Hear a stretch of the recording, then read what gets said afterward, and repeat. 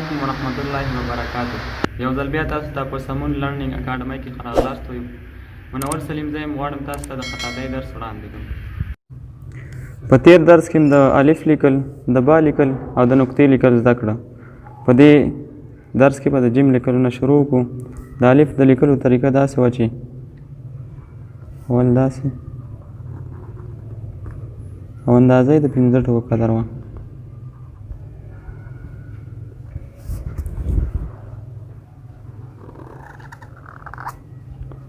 او دا با د دې هم د 15 ټکو اندازه. اوس راځو د جیم طریقې ته. د جیم طریقه داسې ده چې شروع په دې ځینه کوئ.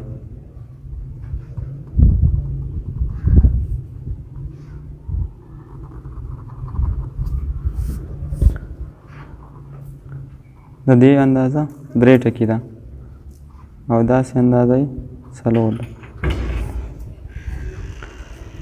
او داسې اندازه یې هم 4 ټکي ده.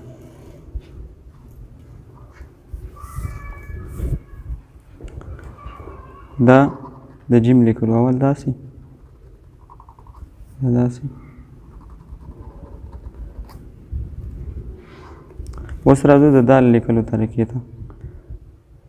د دال طریقه داسې ده. اول به داسې ولیکي. د دې اندازه 3 ټکو قدر ده او دا د 2 قدر. داسې دال شو. دې پسې د ری لیکل دی. د ری ترکیب داسې دی چې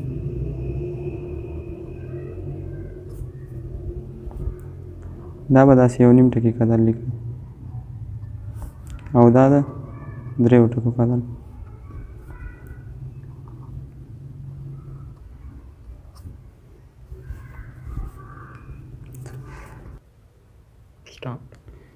د ری په لیکلو کې دا قلم داسې تاویږي.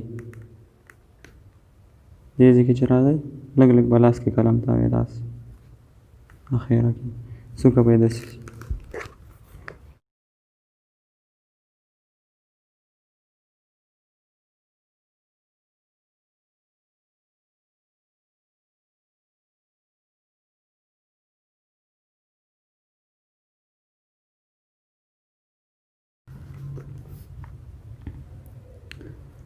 قلم به ډېر کلک نیسئ نه چې بیا نه تاویږي داسې چې لاس کې نه شي تاوی.